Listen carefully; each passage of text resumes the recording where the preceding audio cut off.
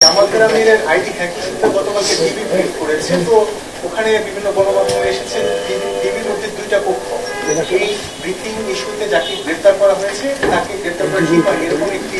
দেখুন, আমি এ ব্যাপারে বলতে চাই না, আমার মূলত আমাদের কর্মসূচিটাই আপনাদের কাছে বলেছি। তবে একটা জিনিস আমি শুধু আপনাদেরকে বলবো, শাক দিয়ে মাছ ঢাকা যায় না, এই যে প্রবাদ, এই প্রবাদটা এমনি আমাদের সমাজে প্রতিষ্ঠিত হয়নি।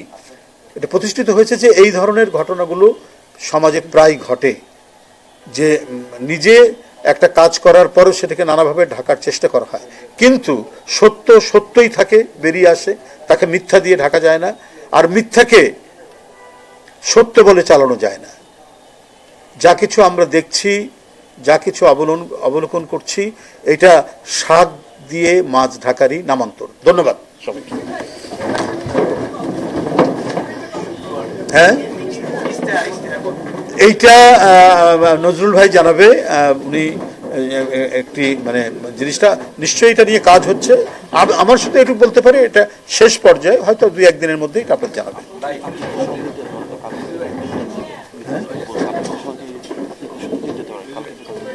আচ্ছা, আমি আপনাদের সামনে ঘোষণা দিচ্ছি, আমাদের ইস্তেহার প্রকাশ করা হবে আগামীকাল বিকাল 3টায়। এটা কোথায়? এটা প্যান প্যাসিফিক সোনারগাঁ হোটেলে আগামীকাল 3টায় এই বিএনপির নির্বাচনী যে ইস্তেহার, সেই ইস্তেহার ঘোষণা করা হবে। ধন্যবাদ।